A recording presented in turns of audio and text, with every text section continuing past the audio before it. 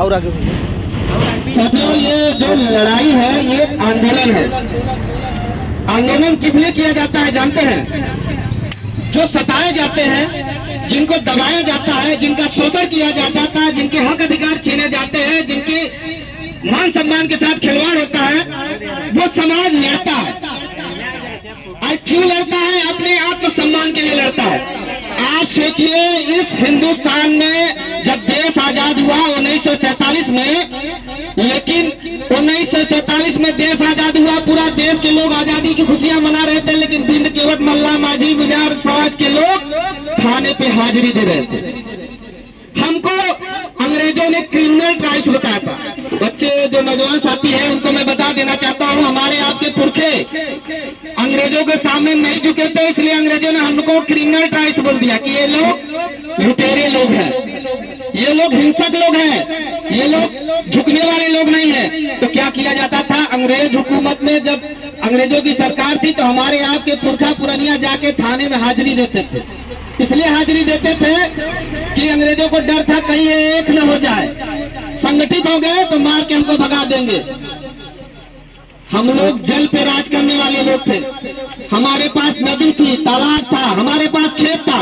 लेकिन आज बताइए साथियों, देश को आजाद हुए 78 साल हो गए, मैं पूछना कहता हूँ, इस गांव में कितने दरोगा हैं, कितने तहसीलदार हैं, कितने डीएम है, कितने एसपी है, कितने कलेक्टर है, कितने हाई कोर्ट के वकील है, जज है? बताइए, मेरा सवाल है आपसे। और इसी गांव सभा में आप देखिएगा अन्य बिरादरियों के पास कितने लोग होंगे, कितने समाज के लोग यहाँ आगे से कहां निकल गए, कितने सांसद विधायक बन गए, कितने प्रधान बन गए। लेकिन हम आप इतने ज्यादा होने के बावजूद आज क्या है? सस्ता मजदूर है। सस्ता मजदूर समझ रहे हैं? हमारे समाज का लड़का 12 साल का हुआ नहीं कि घर वाले कहते हैं कि बस तुम्हारी पढ़ाई लिखाई बहुत हो गई, बंबई में एक काम है, तुम यहाँ से जाओ, वहाँ काम करो। और ये हकीकत है, हमारी लड़ाई भूख की लड़ाई है। हमको इस लड़ाई में जानबूझ के झोंक दिया गया है कि इनको भूखा रखो, इनको दबा रखो, इनको कमजोर रखो। जब ये भूखे रहेंगे, ये दबे रहेंगे, कुचले रहेंगे, तो ये गुलामी करेंगे। और हमारे वोटों को क्या कहा जाता है कि केवट है, इनने कोटिया हमने दारू पिया के ले ले, और इनने जब प्रधानी लड़ी तो इनने के खिलाफ एक प्रत्याशी खड़ा कर दे।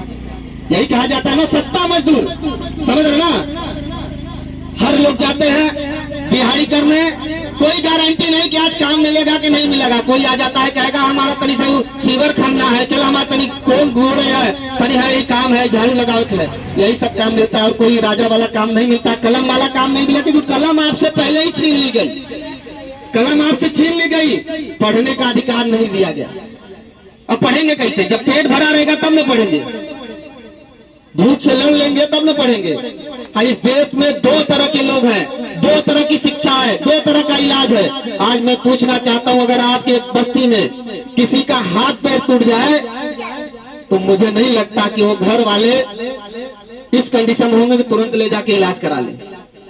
1,50,000 का व्यवस्था करने में 50 रिश्तेदारों को फोन करते हैं, घर गृहस्थी गिरवी रखते हैं, तब जाके इलाज होता है। ये सरकारें जितनी भी है साथियों, जान लीजिए, ये आपके ऊपर इसलिए जुल्म ज्यादती करती है क्योंकि इनको आपको फिर से गुलाम बनाना है। इनको पता है आपकी ताकत। अगर आप इस गुलामी से निकलना चाहते हैं तो साथियों अपने अंदर ये ठान लीजिए, जैसे हम लोग अपने घरों से निकल लिए, हम कोई नेता बनने नहीं आए, हम आपको नेता बनाने आए। हमारे समाज का नौजवान अपनी आंखें खोलेगा और इस व्यवस्था से आंख आंख मिला के बोलेगा कि 67 साल की आजादी में तुमने हमारा हक कहाँ नहीं दिया। ये सवाल करने की हिम्मत जब हमारे समाज के नौजवानों में हो जाएगी। आज देखिए, आप सोशल मीडिया पे मोबाइल में इतना व्यस्त रहते हैं। मैं कहता हूं साथी, 1 घंटा अपने समाज के बीच में चर्चा करो। अगर हरिश्चंद्र आ सकता है, गंगा उस पार से आपके गांव में मीटिंग कर सकता है, तो आप इसी गांव में हैं। अपने गांव में अलग जगाइए, अपने गांव के लोगों को संगठित करिए और संगठित होकर अपनी लड़ाई लड़िए। और जब लड़ेंगे तभी आगे बढ़ेंगे। ये जान लीजिए, जब तक बच्चा रोता नहीं, माँ दूध नहीं पिलाती, तब तक मान लिया जाता है कि बच्चा पेट भरा है उसका। जब रोता है, चिल्लाता है, दहाड़ता है, नहीं मिलता है, तब वो उसको शांत कराया जाता है। इसी तरह अब आपको लड़ना होगा, अपनी आवाज उठानी होगी, चिल्लाना होगा और इस व्यवस्था को एक होकर दिखाना पड़ेगा कि हम चुप रहने वाले लोग नहीं है। बहुत दबाया गया, बहुत कुचला गया, बहुत हक अधिकार ले लिए गए, अब हम बर्दाश्त करने वाले नहीं है। और जब तक हमारा हक अधिकार नहीं मिलेगा हम चैन से नहीं बैठेंगे, न सत्ता को चैन से रहने देंगे। और जो चैन से रह गया वो गुलाम बन गया, और जिसने लड़ा उसने अपना अधिकार पाया। आज हम लोग जो निकले हैं, हमें कोई पेट में हमारी माँ ने राजनीति नहीं सिखाया, हमें किसी ने कान में मंत्र नहीं फूका कि अपने समाज के लिए लड़ना है। अपनी नौकरी, अपना काम छोड़ के आपके गांव तक हम लोग आए हैं और किस तरह से समाज को संगठित कर रहे हैं। यकीन मानिए साथियों, हमने 4 ज्ञापन दिया और जितने भी अधिकारी थे हमने कहा हम आपके कार्यालय में आके ज्ञापन नहीं देंगे, हम इस देश के मालिक हैं, तुम नौकर हो, बाहर निकलो, हमारा ज्ञापन थामो। और जब तक नहीं थामोगे तब तक हम नहीं जाएंगे यहाँ से। और साथियों यकीन मानिए, आप वीडियो देखिएगा, जिलाधिकारी भी बाहर निकल के ज्ञापन लिए, तहसीलदार भी बाहर निकल के ज्ञापन दिए, और जहाँ जा रहे हैं हम लोगों का डंका बज रहा है। आज मैं इस सभा से एक वचन लेके जाना चाहूंगा, साथियों आपसी विवाद, अपने घर की बात घर में रखो, घर की बात घर में करो और चौराहे की बात चौराहे में करो। अगर बिंदु और केवटों के बीच में जो झगड़े हैं आपस में सुलझाओ, उसको जाके चौराहे पे मत बताओ, और चौराहे की बात चौराहे पे छोड़ दो। घर की बात चौराहे पे करोगे तो आपका कभी भला नहीं होगा, आपकी एकता हमेशा खंडित रहेगी, आप ऐसे ही बिखरे रहेंगे। अपने बच्चों को पढ़ाओ और उन्हें समाज का ज्ञान दो। सिर्फ किताब के ज्ञान से आपका भला नहीं होने वाला है, आपको नेता बनना पड़ेगा, आपको वकील बनना पड़ेगा, आपको सांसद बनना पड़ेगा, आपको विधायक बनना पड़ेगा, आपको हर जगह पे जाना होगा। और जब तक नहीं जाएंगे आपका मकान मजबूत नहीं होगा। और हम जैसे लोग यकीन मानिए जो समाज को जगाता है, ये जान लीजिए, वो एक जैसे बहुत ही 25 मल्ला की बिल्डिंग खड़ी करनी है तो उतना नीचे भी आपको पिलर बनाना पड़ता है। तो हम जैसे लोग पिलर में जाते हैं, ये जान लीजिए हमें पता है कि हमें समाज भूल जाएगा, लेकिन हमारे बुनियाद पे जो बिल्डिंग खड़ी होगी उसका सब जगह जयकारा होगा। हम लोगों के साथ आप जुड़िए और हमारा साथ दीजिए, हमारे पीछे मत आइए, हमारा हाथ पकड़िए। मैं चाहता हूं कि मेरा समाज किसी लघुआ न हो, किसी के तलवे चाटने वाला न हो, किसी की गुलामी न करे।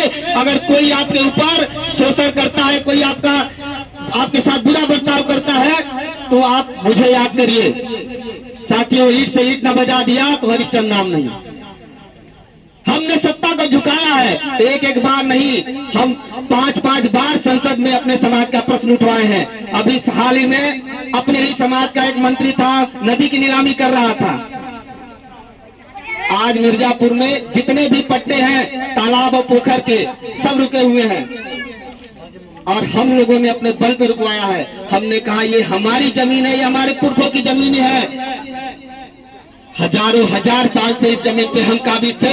अगर आप तुम हमारी जमीन छीनोगे तो हम ये बर्दाश्त नहीं करेंगे। मुझे पता है साथियों, हम जैसे लोगों का मजाक उड़ाया जाता है, कहेंगे कि ये मुट्ठी भर लोग क्या कर लेंगे। मैं बताना चाहता हूँ कि एक सुई बहुत महत्वपूर्ण होती है, वो कहीं किसी गुब्बारे में चुभ जाती है ना तो पूरा गुब्बारा फूट जाता है, और एक चींटी हाथी जैसे जानवर को पटक सकती है। तो आप भी अपने अंदर ऊर्जा भरिए, अपनी ताकत भरिए, छोड़ दीजिए समाज क्या कहता है, लेकिन अपने समाज के लोगों का सुनिए, अपने नौजवानों को नेता बनाइए, जो ईमानदारी से लड़ाई लड़ रहे हैं उसका साथ दीजिए और बेईमानों का बहिष्कार करिए, तभी जाके कुछ भला होगा। और साथियों कल लालगंज तहसील में, अभी हमने सदर तहसील में ज्ञापन दिया, चुनार तहसील में ज्ञापन दिया, मढ़ियान में ज्ञापन दिया है, आखिरी है मिर्जापुर का लालगंज। लालगंज में हम ये दिखाना चाहते हैं, हमसे अधिकारियों ने कहा कि आपकी मांग बिल्कुल जायज है, हम कुछ नया नहीं मांग रहे हैं। एक उदाहरण आपको देते हैं, जैसे मान लीजिए आज से 60 साल पहले यहाँ इस आपके गांव में एक हमारी जमीन है, हमको पता नहीं है, 3 पीढ़ी बीत गई, हमारे हाथ खाली थे, हम पढ़े लिखे नहीं थे भाई, ठीक है हमारे पुरखा पुरनिया पढ़े लिखे नहीं थे, लेकिन आज आपका बच्चा अगर BHU जैसी यूनिवर्सिटी में पढ़ रहा है और उसके पास खतौनी आ गई है। 1961 में जब हम अनुसूचित जाति में दर्ज थे और उसके बाद मझवार की उपजाति घोषित की गई 78वें संविधान संशोधन में 51 नंबर पे आप देखिए, मझवार की उपजाति पर्यायवाची परिभाषित की गई कि बिन निषाद कश्यप माझी मल्ला मझवार ये उपजाति है इसकी, तो ये हमारा हक था। अब हम जान गए हैं तो हम बिना लिए रुकने वाले नहीं हैं। तो साथियों, आप सभी को मैं यही कहना चाहूंगा कि जब भी जरूरत पड़े आप लोग अपना संपर्क नंबर दे दीजिएगा। हम लोग मजबूत होंगे आप ही के बल पे, और हम अकेले निकले हैं। हम चाहते हैं कि आप हमारा हाथ पकड़िए, पैर मत पकड़िएगा। हाथ पकड़ेंगे तो हाथ मजबूत होगा, पैर पकड़ेंगे तो केकड़े की तरह एक ही बाल्टी में जैसे 50 केकड़ा रख दिया जाए तो एक भी बाहर नहीं निकल पाता, लेकिन हाथ पकड़ेंगे तो बड़े से बड़े बाधा को पार कर जाएंगे।